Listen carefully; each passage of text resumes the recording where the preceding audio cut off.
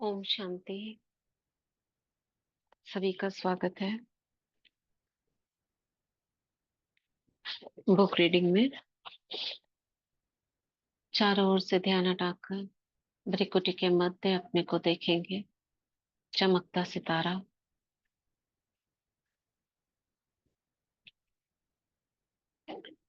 स्वमान में स्थित होंगे। मैं मास्टर नॉलेजफुल स्वराज्य अधिकारी, मास्टर सर्वशक्तिवान हूँ। बाप दादा का आवाहन करेंगे। प्यारे बाबा, मीठे बाबा, आ जाओ।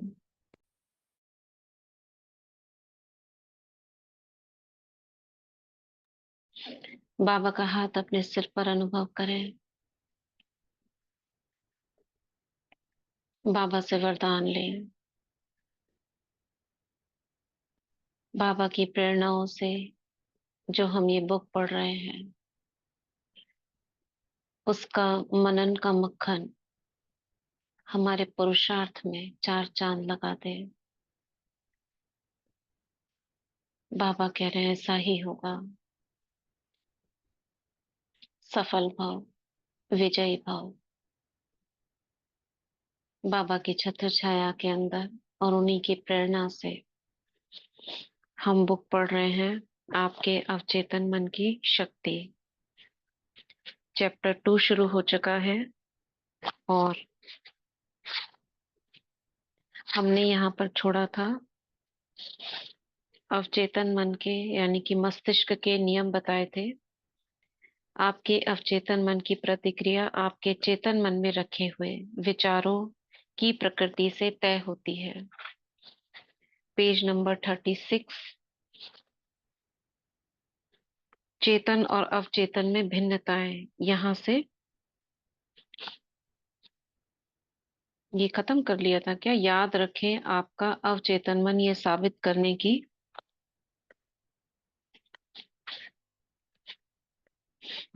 चेतन और अवचेतन में भिन्नताएं, यहीं से पढ़ना है।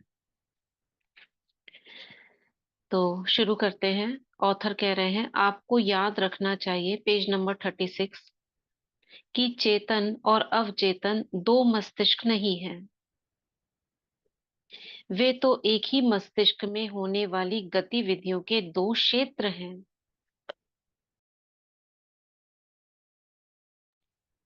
ये मस्तिष्क दो नहीं है। यहाँ पर जो एक्चुअली में चेतन और अवचेतन मन आत्मा के अंदर उठने वाले जो विचार है और जो नीचे दबे हुए विचार है, वही है चेतन और अवचेतन। लेकिन ये किस तरीके से समझाते हैं तो देखते हैं।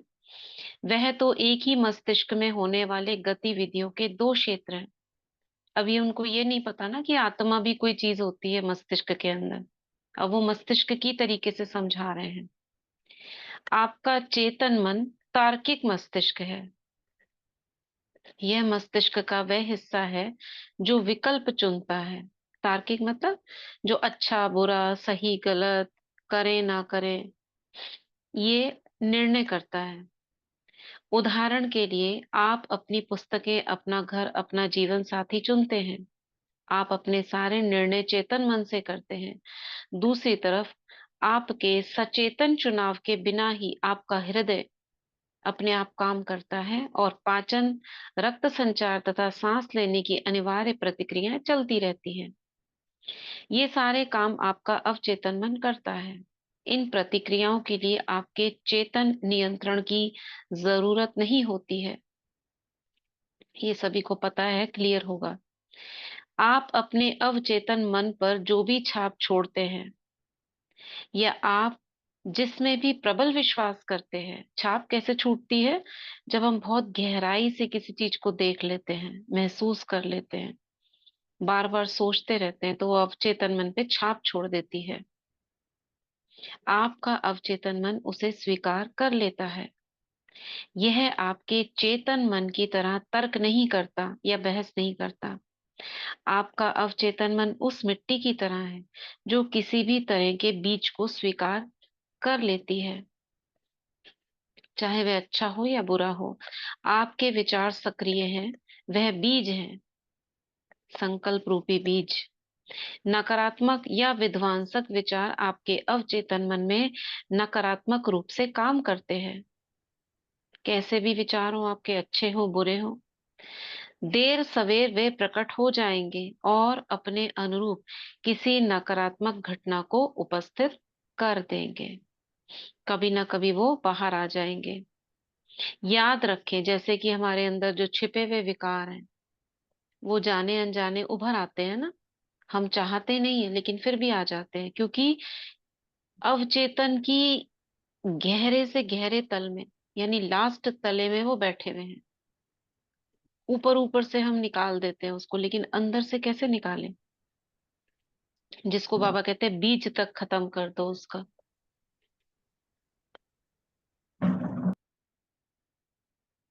याद रखें, आपका अवचेतन मन ये साबित करने की कोई कोशिश नहीं करता कि आपके विचार अच्छे हैं या बुरे हैं। वो कुछ भी नहीं बोलता है सही है गलत है। यह तो आपके विचारों या सुझावों की प्रकृति के अनुरूप प्रतिक्रिया करता है।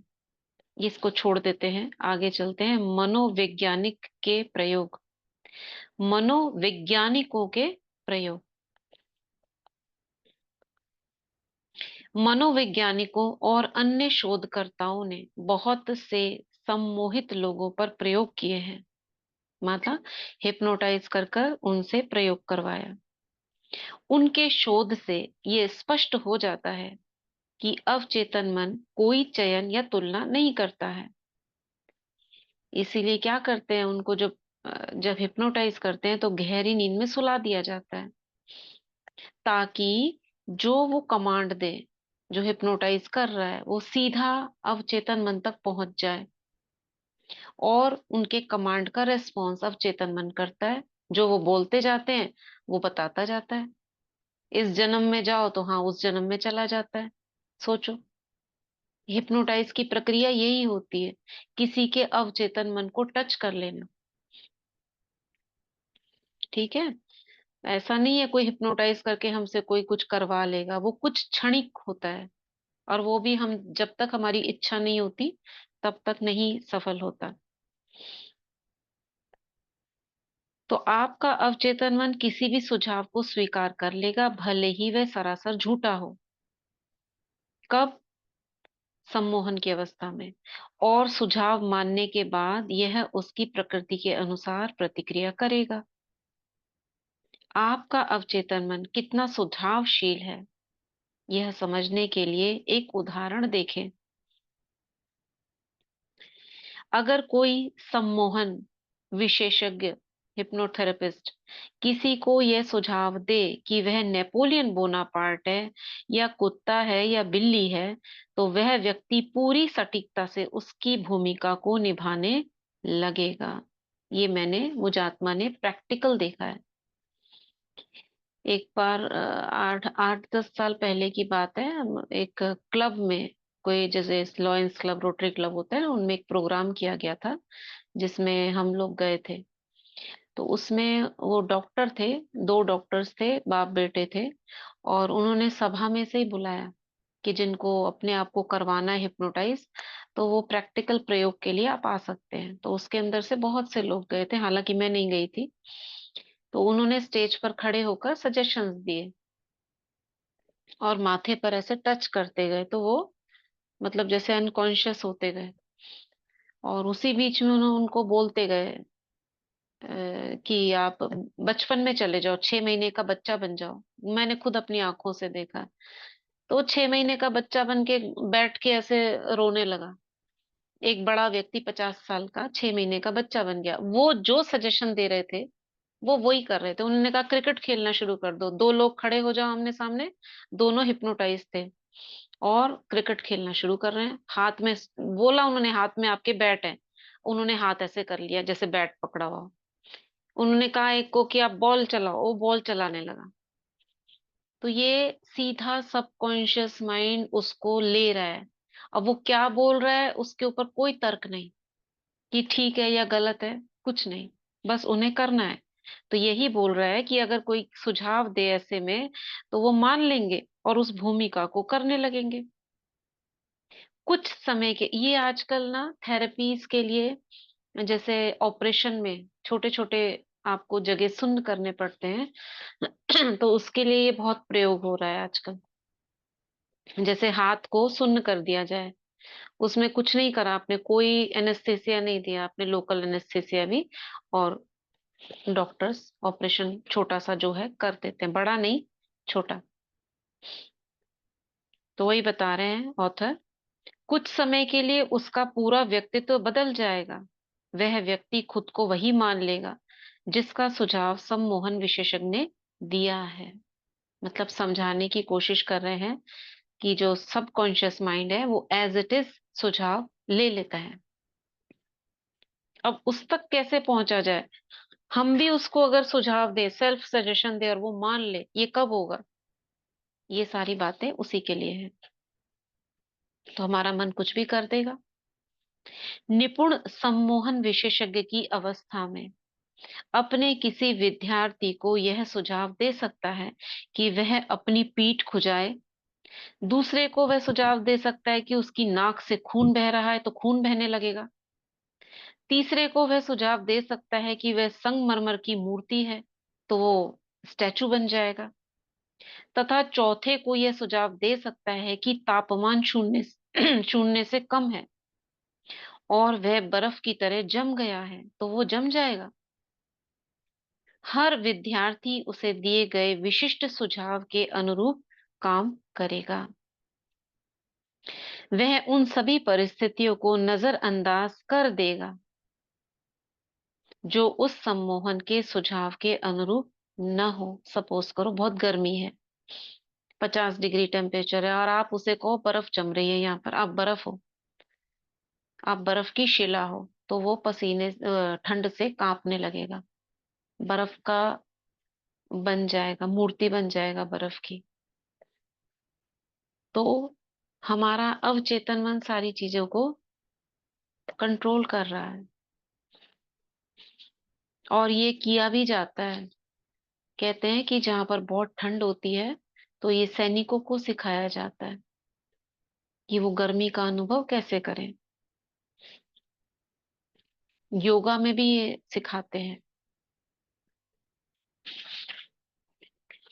तो यह आसान उदाहरण आपके चेतन मन या तार्किक मस्तिष्क और आपके अवचेतन मन के अंतर को रेखांकित करता है, यानी कि अच्छे से समझा देता है।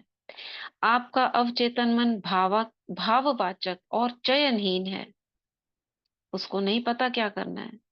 हर ये उस चीज को सच मान लेता है जिसे आपका चेतन मन सच मानता है। इसलिए यह महत्वपूर्ण है कि आप ऐसे विचार और आधार वाक्य चुनें जो आपको सुख पहुंचाए, आपका उपचार करें और आपकी आत्मा को खुशी से भरें। समझ आया? बताओ किसे अच्छे से समझ आया? हाँ सुन के दीदी। हम्म। दीदी ऑथर ने ये बोला कि अगर हम ज्यादा सोच जो हम ज्यादा सोचते हैं तो अवचेतन मन पर उसकी छाप पड़ जाती है। हम्म। और बोला कि अवचेतन मन उस बीज के जैसा है कि वो देर सवेर जैसे भी हो फलीभूत होता है। हम्म। और अवचेतन मन आर्ग्यू भी नहीं करता चेतन मन ठीक की है। तरह। और बोला हम्म। कि अवचेतन मन सम्मोहन की अवस्था में सुझाव को भी स्वीकार नहीं करेगा, अगर वो हम्म। उसने अगर ऑलरेडी एक्सेप्ट कर लिया है तो। हम्म। और फिर उसमें जैसे ठीक है। एग्जाम्पल बताया भी, मूर्ति बनना। हम्म। और हम्म। सबसे बड़ी बात ये बोली कि वो चयनहीन है, वो हम्म। किसी भी चीज बिल्कुल। को चूज नहीं करता है। ये समझ। हम्म। राइट। और एक गहरी बात क्या निकल के आ रही है इसमें? गहरी बात क्या निकल के आ रही है? एक गहरी बात ये निकल कर आ रही है, जो बोला बिल्कुल ठीक बोला है, कि हम हर समय अपने अवचेतन मन को हम किसी न किसी प्रकार से सम्मोहित कर रहे हैं, और वो होता जा रहा है। इसीलिए I am sorry, please forgive me, thank you वाली जो प्रेयर है ना, यहाँ काम करती है अपने आप से, क्योंकि हमने बहुत गलत सजेशंस दे दिए अपने अंतर्मन को। हम उसे सम्मोहित करे जा रहे हैं, हम डरा रहे हैं उसे। है डर नहीं, डर कुछ भी नहीं है, समस्या कुछ भी नहीं है, समस्या कुछ भी होती ही नहीं है। हम कह रहे हैं समस्या है, समस्या है, समस्या है। अब चेतन मन भयभीत हो रहा है, अरे डर रहा है, समस्या है। तो हम क्या कर रहे हैं, उसको हिप्नोटाइज कर रहे हैं, सेल्फ हिप्नोसिस कर रहे हैं हम अपना। हमने डर का हिप्नोसिस कर दिया। क्या कह दिया है, कमांड क्या दे दी है, अगर ऐसा होगा तो तुमको डरना है। अब उसने ये कमांड अंदर ले ली, अब जब जब जब ऐसा होगा तो मैं डरूंगी। आ रही है समझ में बात, क्या क्या क्या इसमें से निकल रहा है मक्खन? हम्म। ऐसे ही क्रोध, क्रोध का हमने सजेशन बहुत गहराई गहरे तक दे दिया है। जब जब ये बात होगी मुझे क्रोध आना ही है, स्वाभाविक है। ये चीजें होंगी तो क्रोध आएगा ही आएगा। ओम कमांड दे शांति दीदी। चुके हैं। हाँ। दीदी जैसे अब इसको आई एम सॉरी के लिए जैसे बोलेंगे, आप बता रहे हो जैसे, तो दीदी उसमें से वो क्या डर खत्म होता चला जाएगा जैसे? हाँ, आप उसको आज। डायरेक्ट करोगे ना, मैं इस चीज के लिए कर रही हूँ। अब अंदर तो अच्छा। संकल्पों का सागर है, संकल्पों का सागर है, और उसमें सागर में बीज पड़े हुए हैं अंदर गहरे तल में। आप किस पे टच करना चाह रहे हो उसका पहले आप थॉट दोगे ना। इसे निकालने के लिए मैं ये कर रही हूँ, तब वो वहां हिट करेगा। जी। तो ठीक है। है ना। ओम शांति तो दीदी, यहाँ मतलब पर ये, हाँ। ओम शांति माने जो पर्टिकुलर प्रॉब्लम होता था उसके लिए पर्टिकुलर आई एम सॉरी, हम्म, जैसे हम्म, हम्म, स्पीकर का तो दीदी क्रोध इसमें एक और या बात फिर समझ में आ रही है, जैसे कल भी बताया था ना कि जैसे बाबा भी बोलते हैं कि चेक एंड चेंज, कल बताया था ना कि हम्म, चेक एंड चेंज। हम्म, इसमें हमें एक को चेक एंड चेंज करके इसको उसमें बोला कि फिर अगर वो नेगेटिव है तो उसको कैंसिल करना पड़ेगा। तो हाँ, ऐसे ही कैंसिल फिर जो कैंसिल नेगेटिव कैंसिल ऐसे 3 बार बुलवाते हैं वो माइंड थेरेपिस्ट वाले। कल वाले में लेकिन ये था इतना, ना कि अगर वो नेगेटिव है हाँ, तो कैंसिल करना। हाँ, राइट। तो इतना हमको अटेंटिव होना पड़ेगा, लेकिन इतना अटेंशन हर समय रहता नहीं है जब हम काम में बिजी होते हैं। तो अनजाने में ही हम उसको सजेशन देते रहते हैं। सजेशंस हम दे रहे हैं, चेतन मन दे रहा है, और वो बेचारा अंदर में बैठा हुआ अवचेतन उसे रिसीव कर रहा है। समझ में आ रही है कहाँ गलती हो रही है? ओम शांति दीदी। हम्म। दीदी इसका मतलब काम सिर्फ हमें चेतन मन पे करना है। मतलब उसी को ही हाँ, कमांड्स देने हैं तो अपने आप ही अब चेतन मन में पहुंच जाए। राइट। वो अभी हमको एट प्रेजेंट में है ना, लेकिन जो ऑलरेडी चले गए उसका क्या करेंगे? हाँ।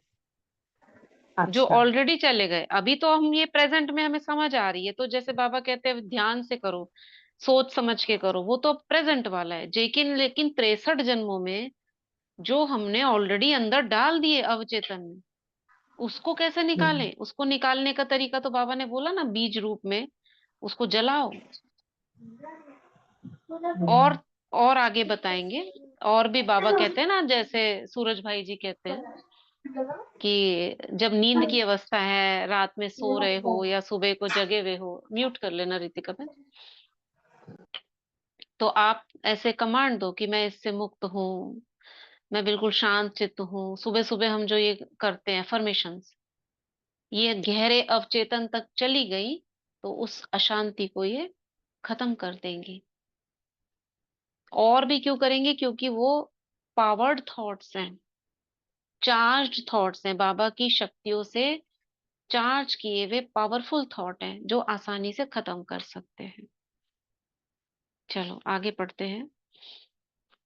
ये टॉपिक नेक्स्ट शुरू हो रहा है, यथार्थवादी, यथार्थवादी और कल्पनावादी का स्पष्टीकरण। यथार्थवादी माने लॉजिकल माइंड। अब क्या कह रहा है यथार्थवादी? Objective mind.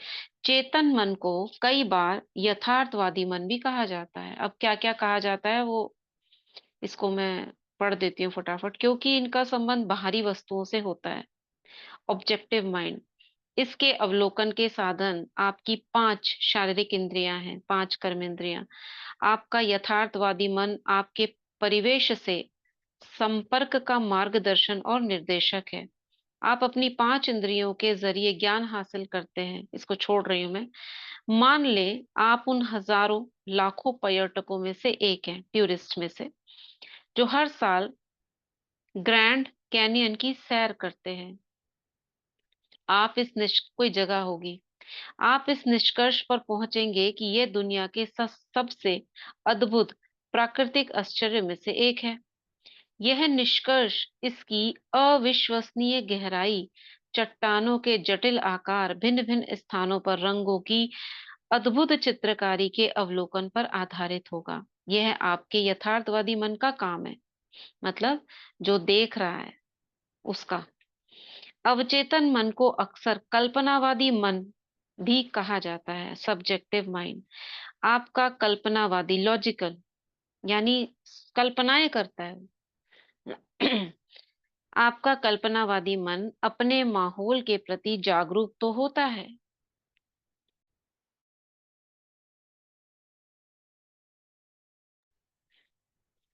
लेकिन शारीरिक इंद्रियों के माध्यम से नहीं। आपका अवचेतन मन अंतर्ज्ञान से महसूस करता है, शारीरिक इंद्रियों से नहीं। समझ में आया? ये जो हमारा अवचेतन मन है, ये जो अंदर चल रही है हमारे, जो अंदर का जो एक सागर है, उससे ये इफेक्ट होता है, ये बाहर वाली चीजों से नहीं होता। यह आपकी भावनाओं का स्थान और यादों का भंडार है। जो बीते हुए पल हैं, उन पलों का, घटनाओं का, जो उसमें भावनाएं बैठ गई, चली गई, उसका रिजल्ट है। आपका कल्पनावादी मन यानी कि जब हम बाबा के योग में क्या करते हैं, मैं फरिश्ता उड़ रहा हूं, तो ये हमारा अवचेतन मन, क्योंकि चेतन मन अवचेतन तक ये पहुंचा रहा है कि ऐसा करो, तो विजुअलाइजेशन की पावर उसमें है, चेतन में नहीं है।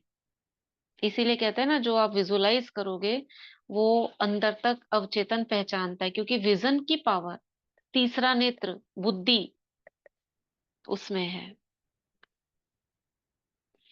तो आपका कल्पनावादी मन अपने उच्चतम कार्य तब करता है जब आपका यथार्थवादी इंद्रियां काम न कर रही हो। मतलब आपके 5 सेंसेस और चलना फिरना, ये जो है, जब आप शांत हो जाओ तब, जैसे आप योग में हो या योग निद्रा में हो या निद्रा में जाने वाले हो तब। दूसरे शब्दों में, जब यथार्थवादी मन शिथिल हो या उनीदी अवस्था में हो, तब कल्पनावादी बुद्धि सबसे अच्छी तरह काम करती है।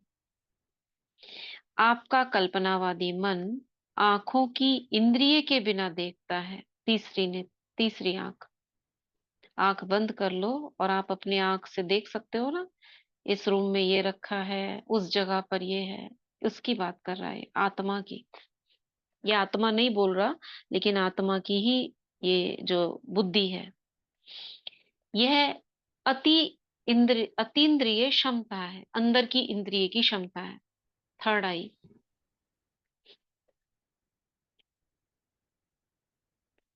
यह कहीं और हो रही घटनाओं को देख व सुन सकता है।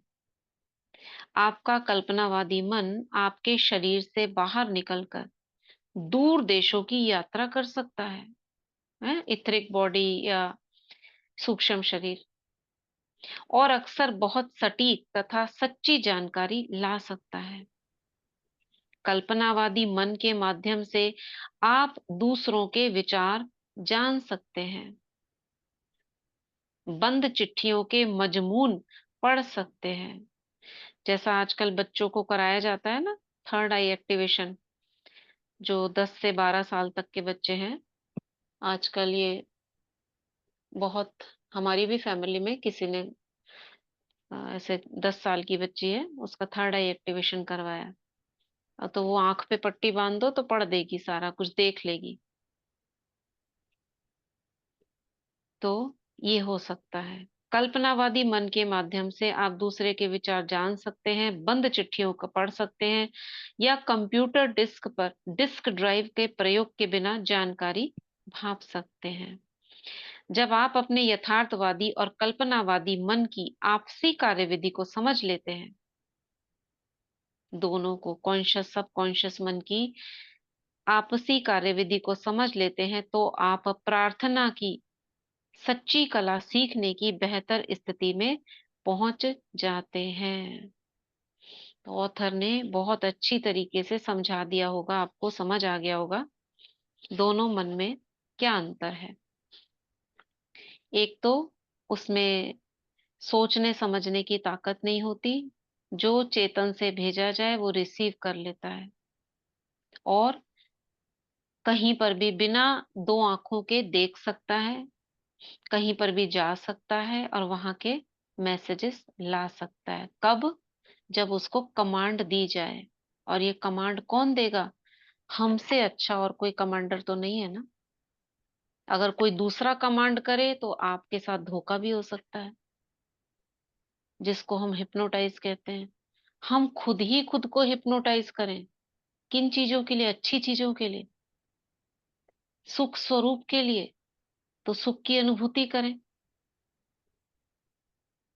कितने सारे गुण हैं, शक्तियां हैं, उनके लिए हम अपने चेतन मन से अवचेतन को आदेश दें। जिसको बाबा कहते हैं ना, आदेश दो बच्चे, ये शक्तियां तुम्हारी सहयोगी हैं, आदेश दो। तो अवचेतन मन में बैठी हुई है वो सारी शक्तियां। आगे पढ़ते हैं। अवचेतन मन चेतन मन की तरह तर्क नहीं कर सकता। ये फिर वही बता रहे हैं, बहस नहीं करता वो। अगर आप उसे गलत जानकारी दोगे तो वो मान लेगा। इसको छोड़ रहे हैं, बार बार वही चीज आ रही है। आपके साथ जो भी हुआ उस पर छाप छोड़ देता है। आपके अवचेतन मन के आदतन विचार आपके अवचेतन मन में गहरे खांचे बना देते हैं। चेतन मन के आदतन विचार, यानी जो रोज हम कर रहे हैं, आपके अवचेतन मन में गहरे खांचे बना देते हैं, यानी प्रोग्रामिंग कर देते हैं। न्यूरल पाथवेज बन जाते हैं, पगडंडियां बन गई। अब हम वही करेंगे जिनको हम संस्कार कहते हैं। अगर आपके ये विचार सद्भावनापूर्ण, शांत और सृजनात्मक हैं, कंस्ट्रक्टिव हैं, तो आपका अवचेतन मन प्रतिक्रिया करते हुए सद्भाव, शांति और सृजनात्मक परिस्थितियां उत्पन्न करेगा। अगर आपके विचार अच्छे हैं, शांति से भरपूर हैं, तो आपको अच्छा ही मिलेगा। क्या आप डर, चिंता और अन्य प्रकार की विनाशक सोच के शिकार हैं? क्वेश्चन पूछ रहा है ऑथर। इलाज है अपने अवचेतन मन की शक्ति को पहचान कर उसे स्वतंत्रता, खुशी और संपूर्ण स्वास्थ्य के आदेश देना। पहले तो अपने को पहचानना है ना, मेरे अंदर है क्या। तो एग्जाम्पल दिया है कि आपके अंदर डर, चिंता या अन्य प्रकार की विनाशक सोच है क्या, और अगर है तो उसका इलाज क्या है? खुशी, स्वतंत्रता और संपूर्ण स्वास्थ्य का आदेश देना।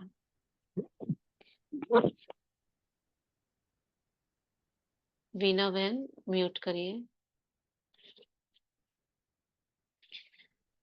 आपका अवचेतन मन रचनात्मक है और दैवी स्रोत के साथ एक रूप है, यानी combine with the super power. मैं शिव बाबा से कंबाइन हूं। तो कंबाइन किससे होता है? बीचों बीच में जो आत्मा का केंद्र है, बुद्धि। तो यानी आप कनेक्ट हो गए, ये बता रहा है वो अपनी साधारण भाषा में। यह उस स्वतंत्रता, खुशी, संपूर्ण स्वास्थ्य को उत्पन्न करने लगेगा जिसका आदेश आपने पूर्ण विश्वास से दिया है। अब यहाँ पे काम क्या कर रहा है? विश्वास। और ये तो हमारे अधिकार हैं सारे। खुशी, शांति, इसकी तो हम मालिक हैं। लेकिन कहने मात्र मालिक नहीं होना है, मानना है कि मैं हूं मालिक। और मैं अधिकारी हूं, और ये मेरा अधिकार मुझे प्राप्त हो रहा है, हो चुका है, और मैं हूं। और यही चीज अगर हम बार बार बार बार करेंगे तो होने लगेगा। क्या होने लगेगा? जो डर, चिंता और जो विनाशक सोच है, विनाशक सोच माने ऐसा कर देना, वैसा कर देना, ये अंदर ही अंदर चलता रहता है ना, वो संपूर्ण स्वास्थ्य का आदेश अगर आप दोगे तो उस पर विजय पालोगे। ठीक है, आगे बढ़ते हैं। सुझाव की जबरदस्त शक्ति। हमने अब तक जिन बातों पर विचार किया है उनसे आप देख सकते हैं कि आपका चेतन मन द्वारपाल की तरह है, गेटमैन। इसका एक बहुत महत्वपूर्ण कार्य गलत सुझावों से आपके अवचेतन मन की रक्षा करना है। निर्णय शक्ति। द्वारपाल यानी कि जो कॉन्शियस माइंड में थॉट्स हैं उन्हें अंदर भेजूं कि ना भेजूं, द्वारपाल। निर्णय शक्ति यह इसलिए महत्वपूर्ण है, परखने की शक्ति, निर्णय शक्ति, क्योंकि यह मस्तिष्क के एक मूलभूत नियम पर आधारित है। आपका अवचेतन मन सुझाव के प्रति बेहद संवेदनशील है। जैसा आप जानते हैं, आपका अवचेतन मन तुलना या विरोध नहीं कर सकता, तर्क वितर्क नहीं कर सकता और खुद सोच नहीं सकता। यह सभी काम चेतन मन का है। अवचेतन मन तो बस चेतन मन द्वारा इसी पर छोड़ी गई छापों पर प्रतिक्रिया करता है, बस रिस्पॉन्स करना है उसको। यह कार्य की अलग अलग दिशाओं में से किसी एक को नहीं चुन सकता। अब अंदर से बहुत सारी चीजें आ रही हैं, वो चुन नहीं सकता है कि मैं इसको चुनूं या उसको चुनूं। इसे तो जो दिया जाता है उसे ले लेता है। सुझाव में बहुत शक्ति होती है। सुझाव माना, सुझाव माना क्या होता है?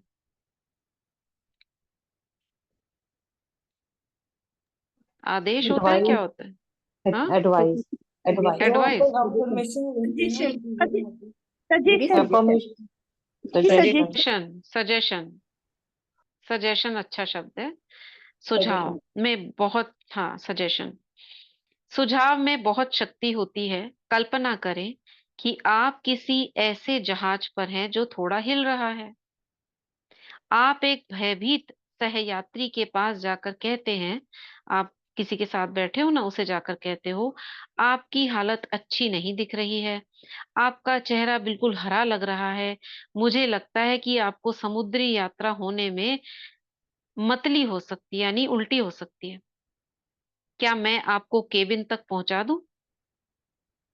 अब ये सुझाव दे रहा है कि आप सपोज किसी जहाज में बैठे हो, पानी का जहाज है, और आपके साथ भी कोई बैठा है।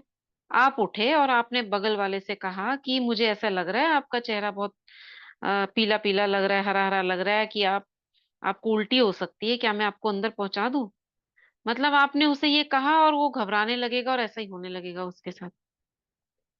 यात्री का चेहरा पीला पड़ जाता है, जो दूसरा वाला था जिसे आप बोल रहे थे। आपने मतली के बारे में जो सुझाव अभी अभी दिया, वह उसके खुद के डर और आशंका से मेल खाता है। जो थोड़ा बहुत वो सोच भी रहा था ना, वो उसने उसको ज्यादा कर दिया।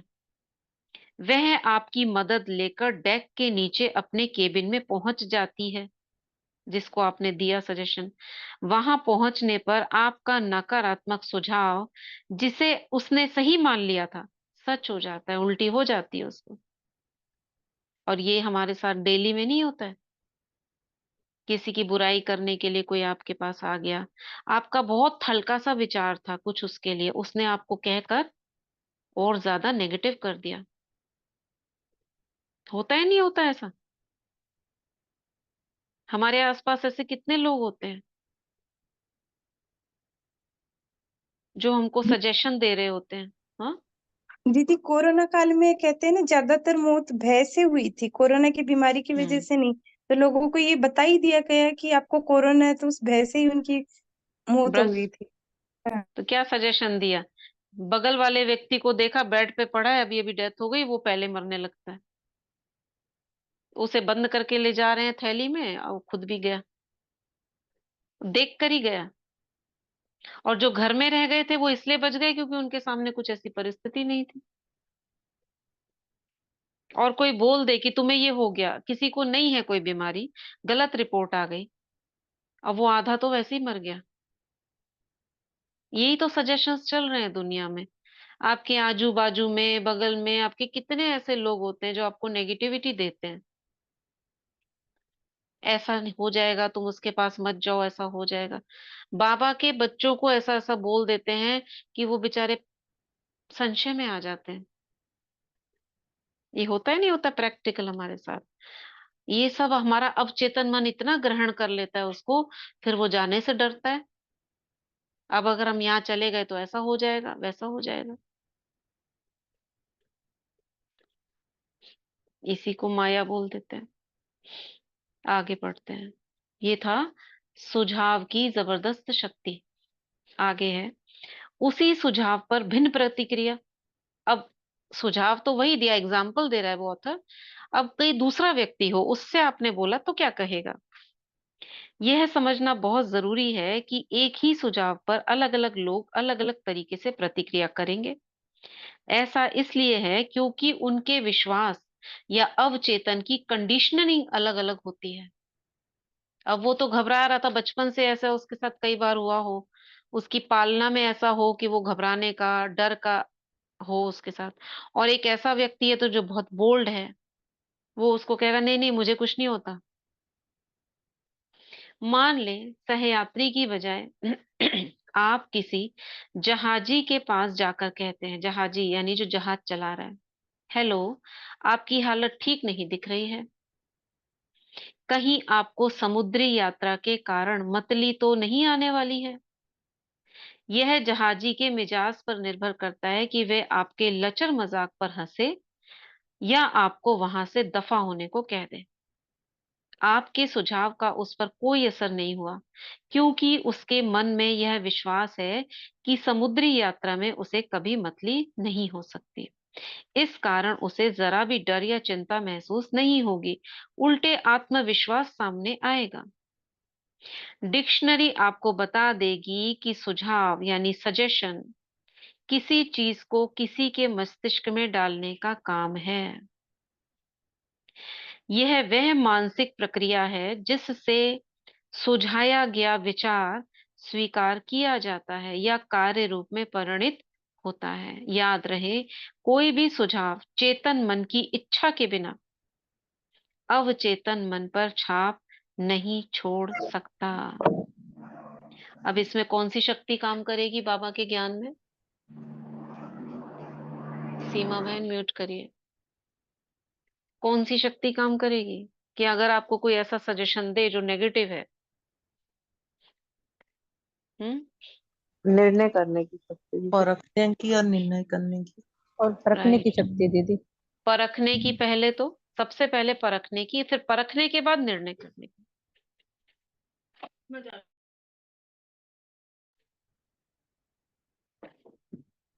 परखने की फिर निर्णय करने की शक्ति काम करेगी। और परखने की शक्ति भी कैसे आएगी? हमें क्या मालूम सही है गलत है? सही गलत की भी तो पहचान होनी चाहिए ना।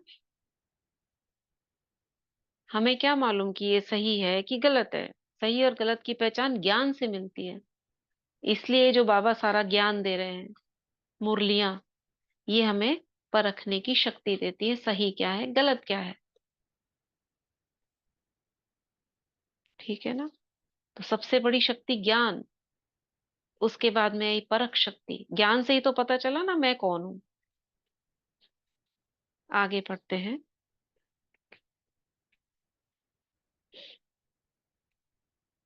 तो ऑथर कह रहा है, याद रहे कोई भी सुझाव चेतन मन की इच्छा के बिना अवचेतन मन पर छाप नहीं छोड़ सकता।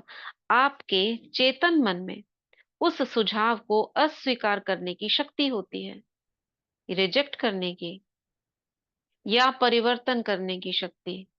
इस थॉट को मैं चेंज कर दूं, मुझे नहीं चाहिए, आई रिजेक्ट। जहाजी को समुद्री यात्रा के कारण मतली का कोई डर नहीं था। जो जहाज पे बैठा था कोई भी व्यक्ति XYZ, उसे पूरा भरोसा था कि वह इससे सुरक्षित है, इसलिए नकारात्मक सुझाव से उसे डराने की शक्ति नहीं थी। लेकिन आपके जो सहयात्री पहले से ही बीमार होने के बारे में चिंतित थी, यानी ऑलरेडी वो एक थॉट लेकर आई थी कि अगर मैं जाऊंगी तो ऐसा हो सकता है, और उसी थॉट को किसी ने ट्रिगर कर दिया, तो हो गया। इसलिए आपके सुझाव के अनुरूप परिस्थितियां बन गईं। तो हम सबके अपने अंदरूनी डर, मान्यताएं, बिलीफ सिस्टम्स, हमारी अपनी राय होती है। यह अंदरूनी मान्यताएं हमारे जीवन को नियंत्रण करती हैं। ओम शांति दीदी। सुझाव में ओम शांति दीदी। दीदी इसमें जो जहाजी बोला गया है ना, हम्म जहाजी होता है जो कमांड करता है जहाज को। तो यहाँ पर उस अच्छा, चीज को बताया गया कि उसको ऑलरेडी पता है, नॉलेज है कि उसको कुछ हाँ ये, नहीं है। हाँ हाँ दैट्स ठीक है, वाई वही कि होगा। उसको कोई फर्क नहीं पड़ेगा। जैसे हाँ ड्राइवर हाँ, ड्राइवर को कभी उल्टी नहीं आती। राइट। हम्म, तो यही होगा। बताना ओम शांति। ठीक है।